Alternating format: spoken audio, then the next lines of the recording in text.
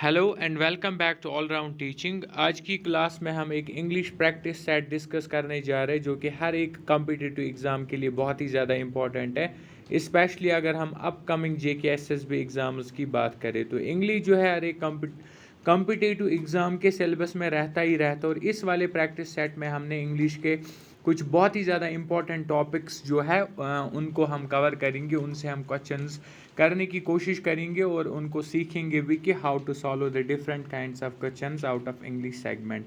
और ख़ासकर बात करें आने वाला जो फीमेल सुपरवाइज़र एग्ज़ाम है उसके लिए भी हमने, चाहे हम आर्टिकल्स की बात करें, active pace, you change the narration, rearrangement और फिल इन द ब्लैंक्स की बात करें, सब टॉपिक्स को आज हम इस प्रैक्टिस सेट में लेंगे और one by one we will discuss them all. So let's start.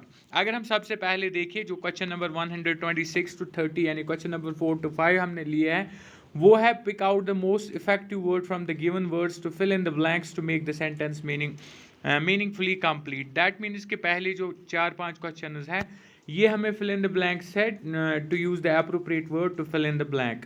ये भी सुपरवाइज़र फीमेल सुपरवाइज़र एग्ज़ाम में जो है सिलेबस में है और इस तरह के क्वेश्चंस भी देखने को मिलेंगे एग्ज़ाम में। अगर हम पहले क्वेश्चन की बात करें, बोला जा रहा है I dash your parents that I would take care of you.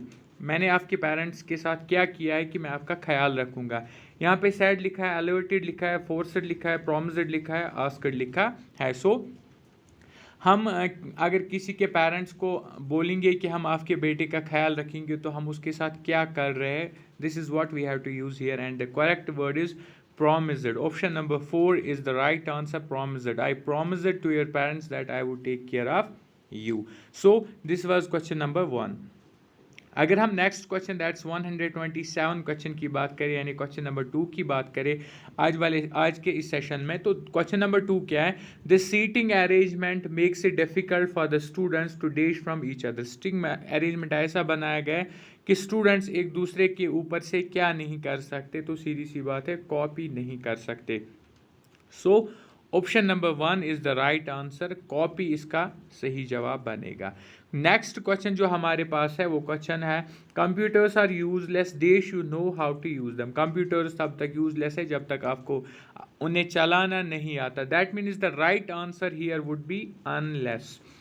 Computers are useless unless you know how to use them, जब तक आपको ना पता हो इनको कैसे इस्तेमाल करते हैं। So the next question is, अगर हम नेक्स्ट क्वेश्चन की बात करें तो वो भी इसी सेगमेंट में। नेक्स्ट क्वेश्चन है we need more information before we can reach a dish. हमें और इन्फॉर्मेशन की ज़रूरत है ताकि हम किस चीज़ पे पहुँचे। डेवलपमेंट पे नहीं पहुँचा जा सकता, फैक्ट पे नहीं पहुँचते, स्टेप पे नहीं पहुँचते, डिज़ाइन पे नहीं पहुँचते, तो डिसीजन पे पहुँचा जाता है, डिसीजन पे पहुँचा जाता है। So the right answer is decision.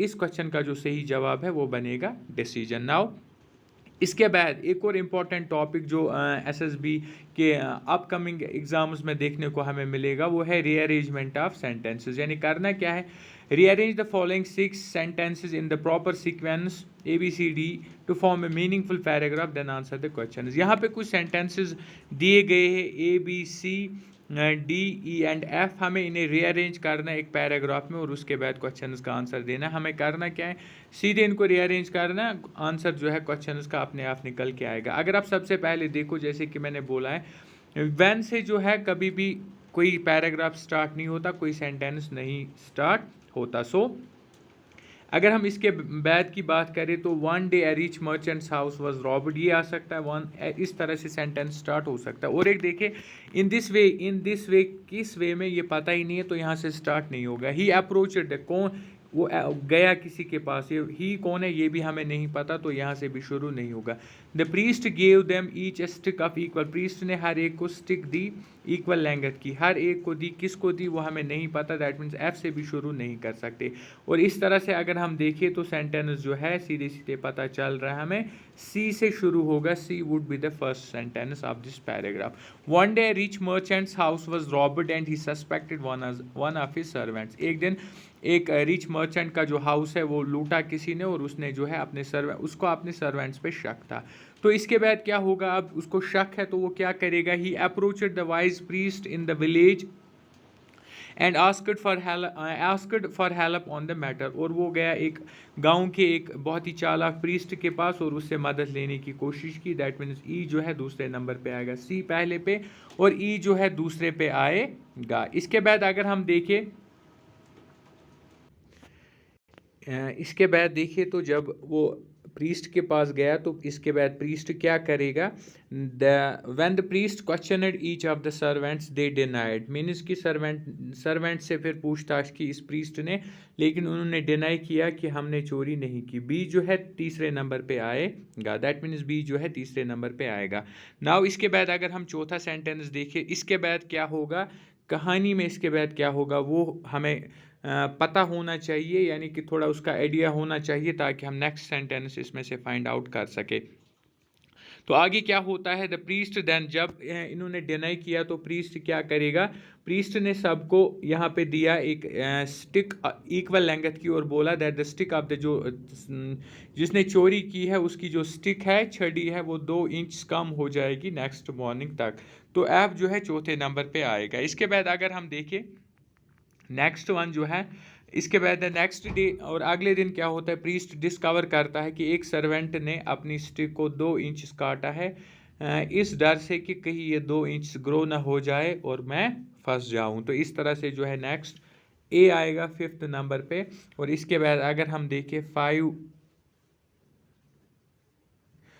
6th number पे अगर हम देखें इसके बाद क्या होता है, द प्रीस्ट देन गेव, ये हमने ये ऑलरेडी आया। और लास्ट पे क्या होता है, in this way the wise old priest caught the thief, इस तरह से चालाक प्रीस्ट ने चोर को पकड़ लिया। सो अगर हम यहाँ पे देखें जो सही इसका पैटर्न बनेगा, जो सही इसका अरेंजमेंट बनेगा वो बनेगा C E B F A D, this is the right arrangement of this paragraph. इसके बाद हम किसी भी क्वेश्चन को आंसर आराम से कर सकते हैं। जैसे कि पहला क्वेश्चन है हमारे पास 6th, यानी लास्ट सेंटेंस कौन सा बनेगा इनमें से, तो लास्ट जो है वो डी बनेगा। दैट मीन्स पहले क्वेश्चन का जो आंसर है वो बनेगा option number 5, that is D, D last में आएगा। इसी तरह से इस पे अगर हम एक और क्वेश्चन देखें तो 5th सेंटेंस डी से पहले कौन आएगा वो भी हमने देखा। इसी तरह से देखिए सेकंड पे नंबर पे कौन आएगा वो भी देखा हमने। और इसी तरह से और भी कोई क्वेश्चन बन सकता है कि 3rd नंबर पे 4th नंबर पे कौन आएगा। वंस जब हमने इसको रीअरेंज किया उसके बाद हम इसको आराम से आंसर कर सकते हैं। सो इस तरह से जो रीअरेंजमेंट पोर्शन है क्वेश्चन है वो भी ख़त्म हो जाते हैं। फर्स्ट कौन सा है वो भी हमने देख लिया, आराम से कर सकते हैं। Now the next topic is insert suitable prepositions in the following. हमें प्रिपोर्शंस का यूज़ करना है, कहाँ पे कौन सा आएगा। और ये वाला जो टॉपिक है ये भी एग्जाम में अक्सर देखने को मिलता है। The first one is I agree dash you dash this point, यानी कि यहाँ पे ऑप्शंस भी होंगे लेकिन यहाँ पे ऑप्शंस के बगैर रखे ताकि हम खुद से पता कर पाए कि हम इस ब्लैंक पे कौन सा वर्ड लगाएंगे, ताकि जब ऑप्शन सामने आएंगे तो हमें और ज़्यादा आसानी करने में हो। सो आई एग्री डैश विद, तो इसमें क्या आएगा, आई एग्री विद यू, पहले में विद का यूज़ होगा। I agree with you on this point, I agree with you on this point. The next one is the child was alarmed dash this side dash a snake. The child was alarmed by this sight of a snake. तो पहले में by, दूसरे में of का use होगा। तीसरा है the teacher is angry dash the students dash his negligence. The teacher is angry with the student. Teacher गुस्सा है स्टूडेंट से at his negligence, उसकी नेग्लिजेंस पे वो उससे गुस्सा है। नेक्स्ट देखिए तो ही अपील्ड द जज dash mercy, he appealed to the जज, उसने अपील की जज को फॉर किस लिए, मर्सी के लिए। ही अपील्ड टू द जज फॉर मर्सी, उसने रहम की के लिए अपील की, किसको की, जज को। And the next one is, अगर हम नेक्स्ट देखें तो वो है we should sympathise dash the poor in their misery, हमें क्या करना चाहिए, पुअरों गरीबों के साथ sympathise. We should sympathise with poor, यहाँ भी विद का यूज़ होगा। इन देयर मिजरी, उनके बुरे वक्त में हमें उनके साथ सिंपैथाइज होना चाहिए, हमदर्दी उनकी होनी चाहिए। सो ये जो था ये था सूटेबल प्रोपोर्शन का इस्तेमाल करना। इसके बाद जो एक और इम्पॉर्टेंट टॉपिक है जिससे 2-4 क्वेश्चन अक्सर हमें एग्ज़ाम में देखने को मिलता है, that is change the narration. इससे भी कम से कम 3 क्वेश्चन एग्ज़ाम में देखने को मिलते हैं। अगर हम फर्स्ट वन देखें, फर्स्ट सेंटेंस देखिए, ये डायरेक्ट है, हमें इसको इनडायरेक्ट में कन्वर्ट करना है। सो अगर हम सेंटेंस पे आए तो सेंटेंस क्या लिखा है, Mohan said Hari I have one the lottery today. पहला सेंटेंस देखिए, मोहन एक्सक्लेम्ड विद डिलाइट और joy that he had won the lottery. यहाँ ये तो ठीक लग रहा है। दूसरा देखेंगे हम, Mohan said that he had one a lottery. Mohan ने बोला, यहाँ पे जो सेड का यूज़ है तो नहीं होगा, दूसरा जो है एलिमिनेट होगा। मोहन एक्सक्लेम्ड यहाँ तक ठीक है, that he had win the lottery that day. ये पूरा सेंटेंस जो है ठीक है, लेकिन इसमें जो वर्ब का इस्तेमाल हुआ है वो गलत हुआ, क्योंकि हमें past form of verb use करना है। विन लिखा है, हमें वन का इस्तेमाल करना है, दैट मीन्स ये भी एलिमिनेट हो जाएगा, ये भी गलत है। Mohan asked that he had, यहाँ पे आस्क्ड का इस्तेमाल हुआ तो आस्क्ड क्वेश्चन में आस्क्ड का यूज़ होता है, तो ये भी इसकी वजह से एलिमिनेट हो जाएगा। That means right answer is option number 1। इस क्वेश्चन का जो सही जवाब बनेगा वो बनेगा option number 1। Mohan exclaimed with delight और joy that he had won the lottery that day. यानी कि जो टुडे होता है इसको दैट डे में कन्वर्ट करते हैं, और जो वन है थर्ड फॉर्म वन ही रहेगा। और क्योंकि मार्क ऑफ एक्सक्लेमेशन यहाँ पे डाला हुआ है तो इसको हम एक्सक्लेम्ड बोलेंगे। तो ऑप्शन नंबर 1 जो है सही आंसर बनता है इस क्वेश्चन का। इसी तरह से अगर हम दूसरा देखें, दूसरा डायरेक्ट सेंटेंस देखिए हम, और इसको हम देखेंगे कि कौन सा सही जवाब होगा और किस रूल के हिसाब से बनेगा वो। So here is it. Sentence क्या है, direct sentence, the captain said alas we have lost the match. Captain ने बोला कि हमने मैच हारा। तो एक सॉरोफुल है या एक्सक्लेमेशन भी बोल सकते हैं। अगर हम दूसरा पहला देखें, the captain exclaimed sorrowfully that they had lost the match, ये ठीक लग रहा है। दूसरे पे जाए तो the captain exclaimed sorrowfully that he had lost the match. पूरा सेंटेंस अगर हम देखें ठीक लग रहा है, लेकिन यहाँ पे जो है ऊपर सेंटेंस में देखिए वी का इस्तेमाल हुआ और यहाँ पे ही का इस्तेमाल हुआ। यहाँ पे प्लूरल है, सिंगुलर है, तो ये जो है इसकी वजह से एलिमिनेट हो जाएगा। Next one is the captain said that they had lost the match. Captain ने बोला कि हमने मैच हारा, तो सीधे सेड का यूज़ नहीं होगा, क्योंकि यहाँ पे मार्क ऑफ एक्सक्लेमेशन है, तो एक्सक्लेमेट वर्ड हमें यूज़ करना है, तो ये भी एलिमिनेट हो जाएगा।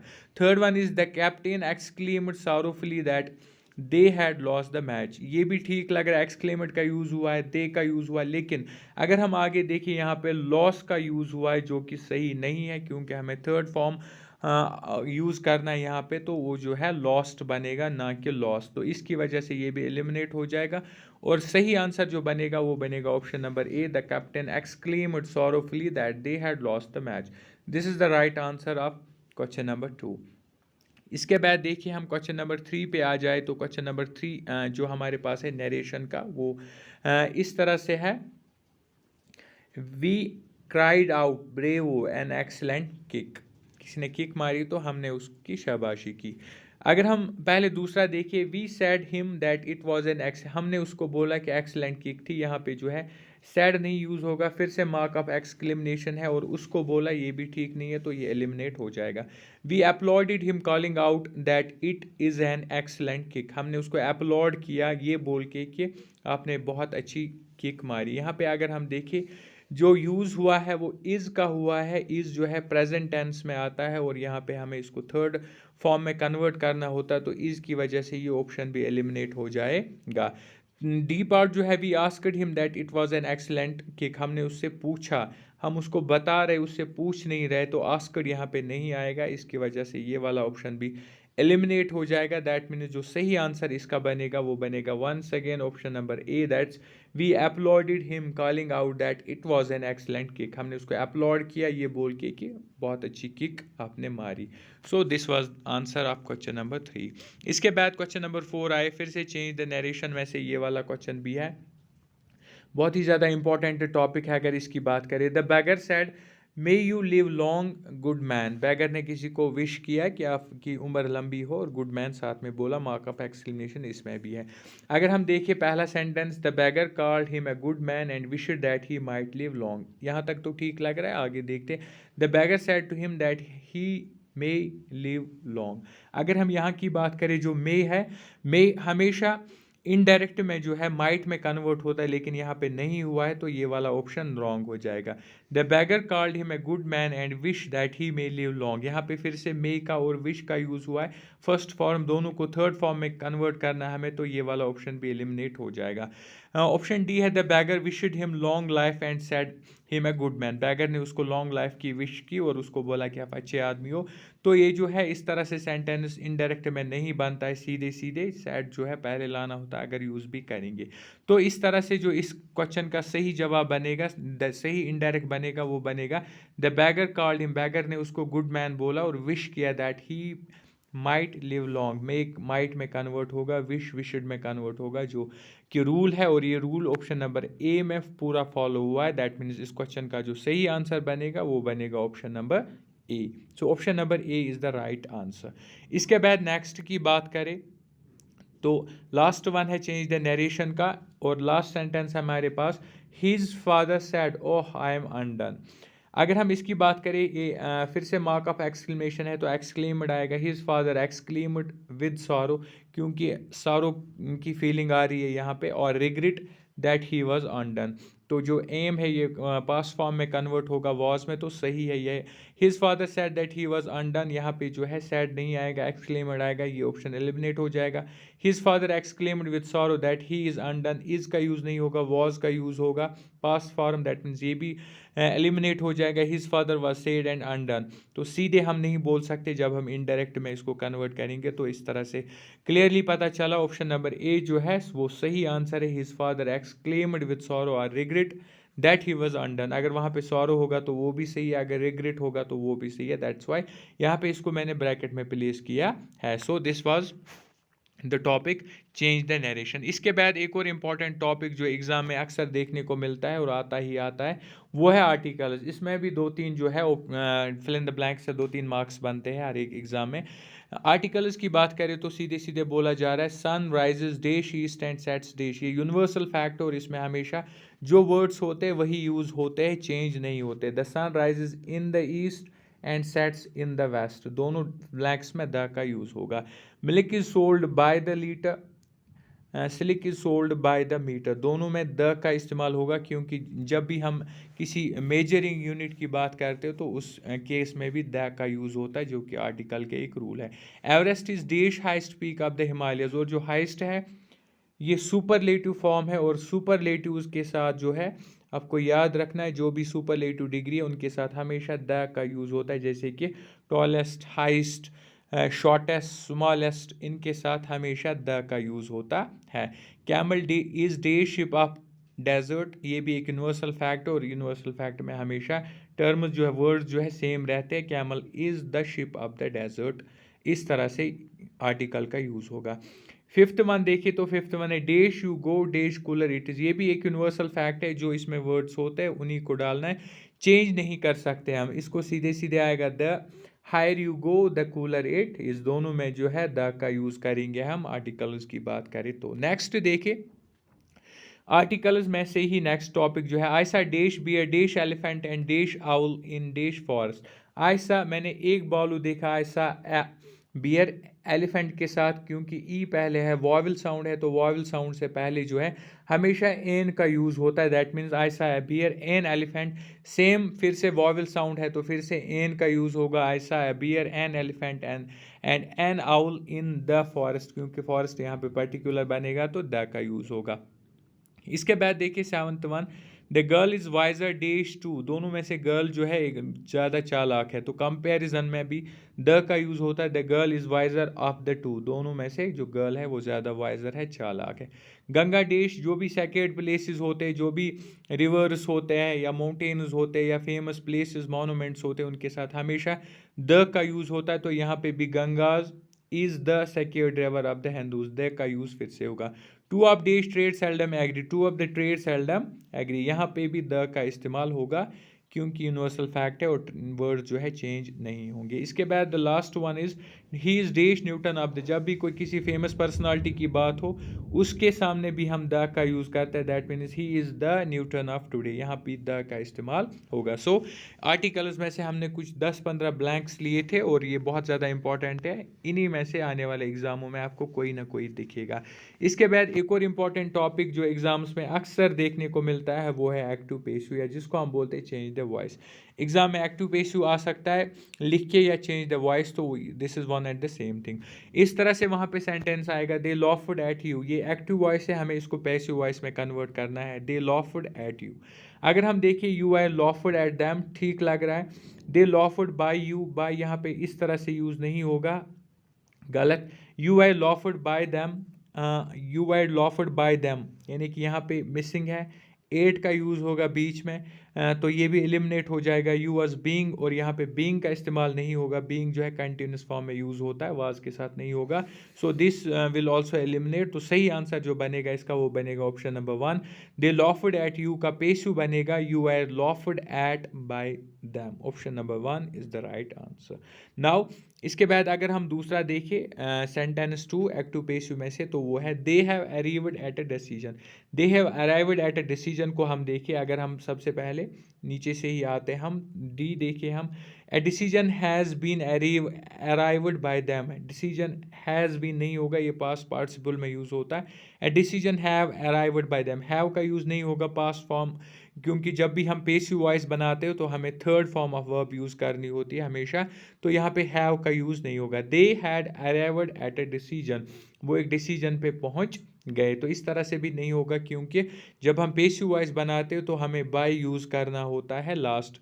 सब्जेक्ट ऑब्जेक्ट में चेंज होता है, ऑब्जेक्ट सब्जेक्ट में चेंज होता है, और सब्जेक्ट से पहले हमें बाय लगाना होता है, जैसे कि a decision has been arrived at by them.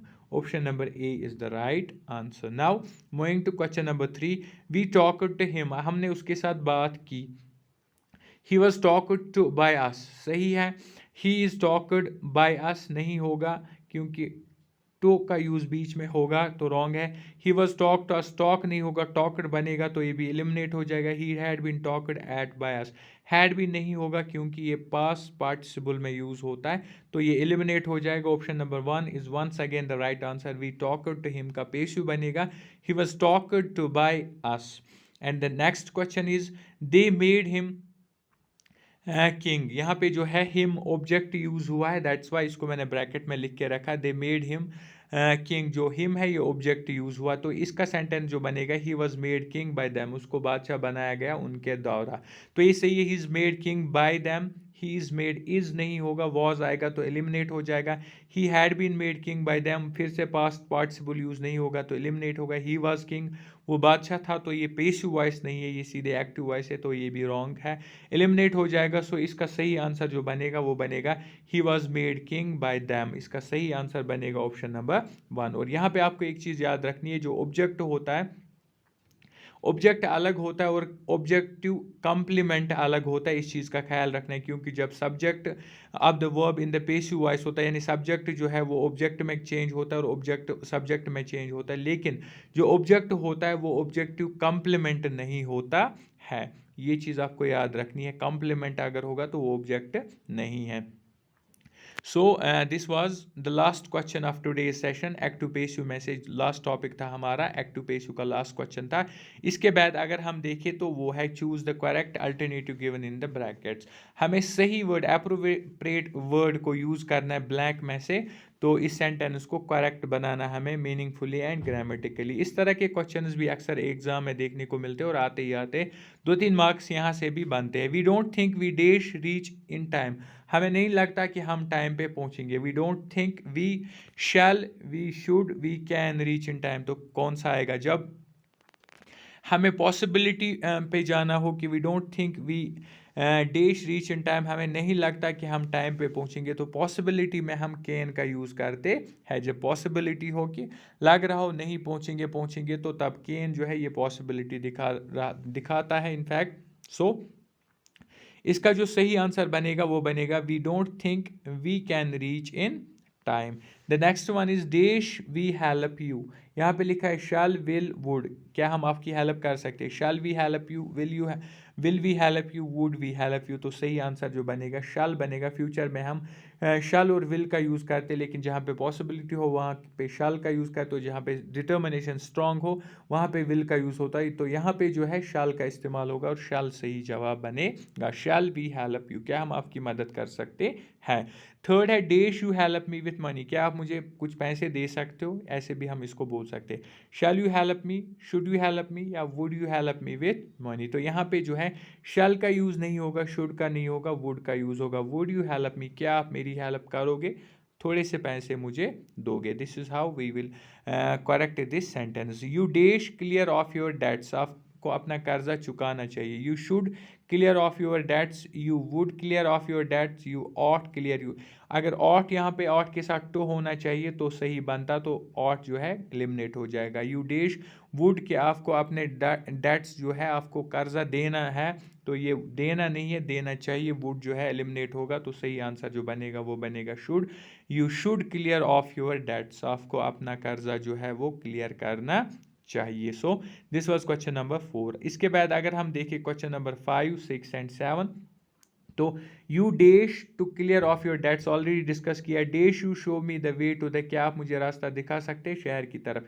Shall you show me the, might you show me the, could you show me the, यहाँ पे जो है माइट मतलब पॉसिबिलिटी है, 50-50, किसी को पूछेंगे रास्ता दिखाओ तो वो दिखाएगा, यहाँ पॉसिबिलिटी की बात नहीं है, और शैल फ्यूचर के लिए यूज़ होता है, पॉसिबिलिटी में ये भी एलिमिनेट हो जाएगा। तो हम किसी को सीधे सीधे पूछ रहे हैं तो हम कुड का इस्तेमाल करेंगे। Could you show me the way to the city, क्या आप मुझे शहर का रास्ता दिखा सकते हैं। सो यहाँ पे कुड जो है सही वर्ड बनेगा और आंसर भी बनेगा इस क्वेश्चन का। Question number 7 is the prime minister dash make a statement tomorrow, prime minister जो है वो एक स्टेटमेंट देने वाला है टुमारो, यानी कि कल। The prime minister need make a statement tomorrow, the prime minister would, the prime minister is to make a, सीधे सीधे करना है, जो प्राइम मिनिस्टर है उसको कल एक स्टेटमेंट देना है, तो हम उसके लिए यूज़ करेंगे the prime minister would make a statement tomorrow, जो प्राइम मिनिस्टर है वो कल एक स्टेटमेंट देने वाला है। So would be the right answer here. Question number 7 का जो सही जवाब बनेगा वो बनेगा वुड। सो वुड इसका सही जवाब बनेगा। इसके बाद अगर हम लास्ट 3 क्वेश्चन इनफैक्ट आज के सेशन के देखें तो इन्हीं में से है वो। नेक्स्ट वन है I wish he dash not sing so loudly, I wish he should he will he would not sing so loudly. I wish he would not sing so loudly आएगा, वुड का use होगा, will का होगा या should का होगा। I wish he should not sing so loudly, मैं wish मतलब चाहता हूं कि वो इतना लाउडली ना गाए। I wish he should not, क्योंकि अगर हम वुड बोलेंगे तो हम इससे स्ट्रॉन्ग थोड़ी डिटर्मिनेशन बनेगी कि मैं मतलब चाह रहा हूँ और मैं उसको बता रहा हूँ और वो अब नहीं गाएगा। अगर हम इस तरह से बोलेंगे तो वुड लगेगा, लेकिन इस तरह से हम नहीं बोले, हम शुड का यूज़ करेंगे। पॉसिबिलिटी मतलब कि मेरी ख्वाहिश है कि वो ज़ोर से ना गाए, फिर वो ज़ोर से गा भी सकता है, उसकी कोई गारंटी नहीं है, लेकिन हम चाहते हैं कि ना गाए, इसीलिए शुड का यूज़ होगा। अगर वुड करेंगे तो दैट मीन्स हमें सीधे सीधे पता है कि वो नहीं गाएगा सो लाउडली, ज़ोर से नहीं गाएगा। दैट्स वाई यहाँ पे वुड जो है सही आंसर नहीं बनेगा, शुड जो है सही आंसर बनेगा। Now moving ahead to question number 9, अगर हम आज का देखें तो वो है she dash to dance, she uses to dance, she used to dance, she is used to dance, she was used to dance, यानी कि वो डांस ज़्यादा करती है, तो आदत है, आदि है डांस की, तो हम इस केस में सीधे बोलते हैं she is used to dance, यानी कि डांस कोई नई चीज़ नहीं है उसके लिए, वो इससे रोज़ रोज़ डांस करती है, तो इससे वो खूब वाबस्ता है या इससे रूबरू है, तो ये इसके लिए कोई नई चीज़ नहीं है। She is used to dance is the right answer. Question number 10, they dash come to my house but I should be surprised, they will come to my house but I should be surprised, they can come to my house but I should be surprised, they might come to my house but I should be surprised। यहाँ पे ये possibility का case दिखा रहा है कि मैं surprise हो जाऊंगा कि अगर वो मेरे घर पे आएंगे, तो पॉसिबिलिटी विल अगर हम यूज़ करेंगे तो इसका मतलब वो हमारे घर पे आएंगे, तो फिर हम सरप्राइज नहीं होंगे क्योंकि हमें पता है वो आएंगे, तो विल एलिमिनेट हो जाएगा। अगर हम कैन का यूज़ करेंगे तो हम फिर से बोल रहे हैं कि they can come to my house, वो मेरे घर आ सकते हैं बट आई शुड बी, लेकिन मैं सरप्राइज हो जाऊंगा, सरप्राइज रहूंगा उनके आने से। They might come to, can भी नहीं आएगा, माइट जो है यहाँ पे सही आंसर बनेगा, they might come to my house, वो शायद आ सकते हैं मेरे घर, लेकिन मैं उससे हैरान हो जाऊंगा अगर वो सच में आए। So might would be the right answer here. इसका जो सही ऑप्शन बनेगा वो बनेगा might. So this was question number 10 and last question of today's session. तो इस तरह से ये इंग्लिश का प्रैक्टिस सेट आज कंप्लीट यहाँ पे होता है, जिसमें हमने इंग्लिश के 4-5 टॉपिक्स में से डिफरेंट क्वेश्चन लिए थे और एक्सपेक्टेड क्वेश्चंस लिए थे हमने, जिनको एग्ज़ाम में आप आने के काफ़ी ज़्यादा चांसेस है। सो this was all for today. इसके अलावा do subscribe all round teaching, like and share also, ताकि आने वाली हर एक एग्ज़ाम रिलेटेड अपडेट सबसे पहले आपको मिले और आने वाला हर एक लेटेस्ट वीडियो आप सबसे पहले देख पाओ। सो this was all, thank you, thanks a lot.